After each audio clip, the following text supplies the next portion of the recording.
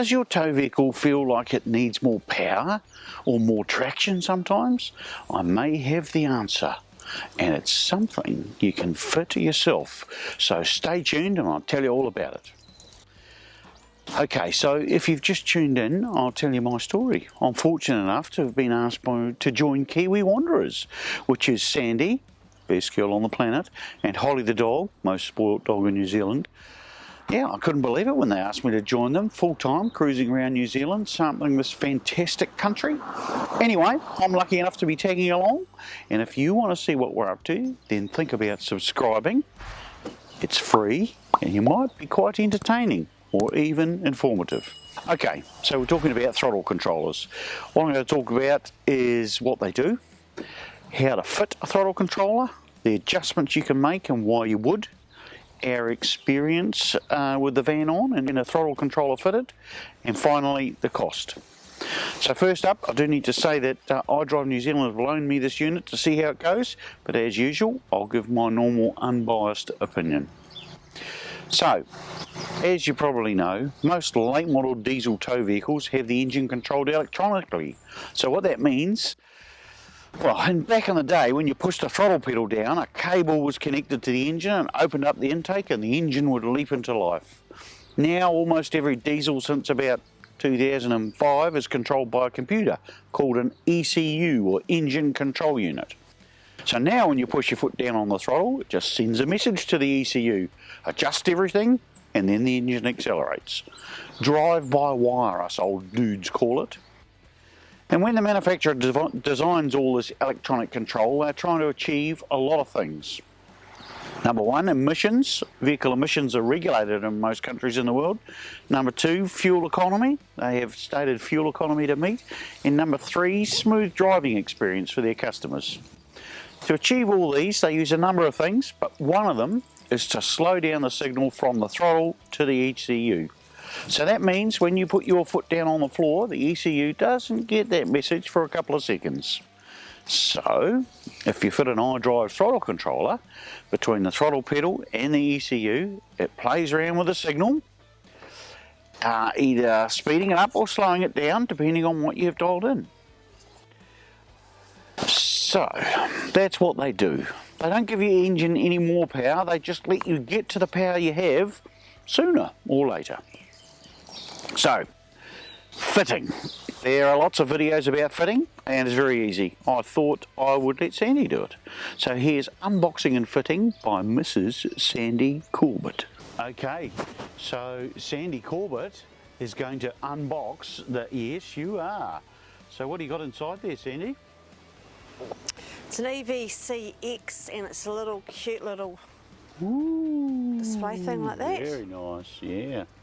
Okay, what's in, is that all there is, or is there more, you reckon? There's a whole lot of cabling.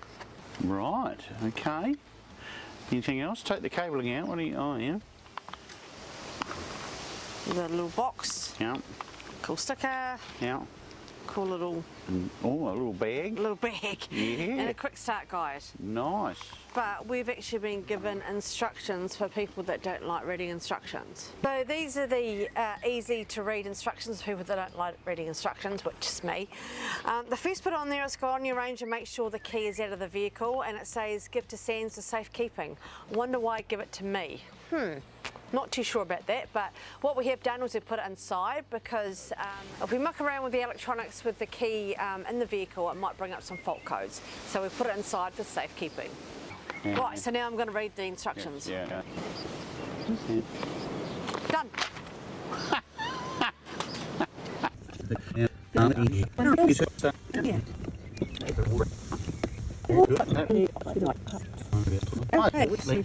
And then this bit goes into here. Okay, you've done, Sandy. Cool, but what happens now? Oh, I've got to do all the driving and stuff. So. Oh, okay, right. Yeah. So I just do all the, Yeah. I do all the hard bit, and you do all the easy stuff. Pretty much. You just drive around. Yeah. Okay, rightio. Okay. Now this throttle controller is the EVCX, which has a few extra features. The most obvious one being that you can now control it with your phone. It has a very user-friendly app that connects very easily.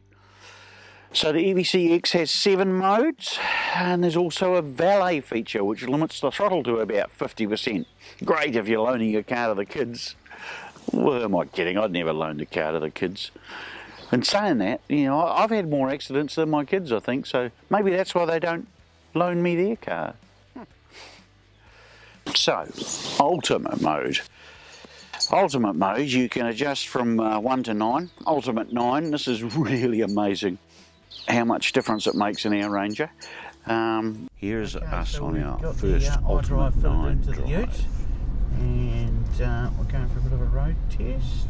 And oh my goodness, I am not sure how it manages to do that. That is Real boy racer mode, really. So I only use this when I'm feeling old, because it makes me feel like a teenager again. And yeah, Ultimate 9 is really only for when Sandy's not in the ute. But when we have the van on, it seems to make a large difference to the way we get across intersections. It also seems to make passing things like a tractor on the highway, because that's about all we pass on the highway. It makes that quicker, and anything that gets me back on my side of the road faster, I'm in favour of. You can select from 1 to 9 in ultimate mode, and I usually have ours set to about 6 when towing, and as a ute only I just use economy mode. So economy mode makes the ute smoother. I think it's very hard to tell if it saves any money on fuel. I have spoken to a long time user of the throttle controller, and he says it's saving about 3 to 5%, and he's putting that down to the throttle not bouncing as we go over our potholed roads around New Zealand. So the theory is there, and maybe you could save some fuel. Other feature I've found fantastic on the van is the anti-slip mode. Fantastic for soft ground. We park our caravan at Waves campsite when we're in the family batch in the Sounds, and their parking area is quite wet. It's a big grass paddock. As you can see, there's a caravan stuck in the middle. With it in 4-wheel drive and in anti-slip mode, it really does feel like a bulldozer. It just goes nice and slow. You're not going to lose traction, or yeah, it's great. The other time I use anti-slip mode is when I'm backing into a campsite. It gets rid of the sudden engine behaviour and just slows the whole job down, really. Yeah, I think this mode is one of the best reasons for getting a throttle controller. If you're towing a large van, it makes such a difference. So there is launch mode, which sort of speaks for itself. I haven't used that much. There's also set and forget mode, which adjusts to the throttle pressure you apply. Another interesting feature was the lock mode, which stops the throttle pedal working at all, and sort of another line of security. All the other modes are very well explained, probably way better than I can on the website, so I'll put a link in the description below. Now, the other feature that the EVC-X has is that you don't need to fit the little display to your vehicle. You can do everything via Bluetooth and the phone. Why would you do that? Well, that may be because you're very protective of your dash and you didn't want, a little sticky thing on there. The other reason could be is that you didn't want someone to know that you had a throttle controller. Ours is pride of place in the centre of the dash, really just so Sandy can see what I'm up to. Cost. So there are 2 models of the iDrive throttle controller, the EVC or the EVC-X. The EVC doesn't have as many modes to choose from, and is priced from $339 including GST plus a bit of shipping. The EVC-X, which is what we have, is priced from $425 including GST plus freight as well.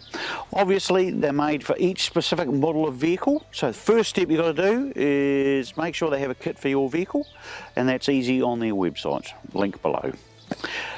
Are we glad we have a throttle controller fitted? Yes, it makes a difference when we had the van on and we're passing, or when backing up or in slippery conditions. So yeah, I think it's a good addition for us. And that's it for the throttle controller. A big thumbs up. Hey, thanks for watching. We have some great videos coming up. Please think about subscribing so you don't miss a thing. Still gives me a little smile every time someone subscribes. So yeah, see you next time. Thanks for watching.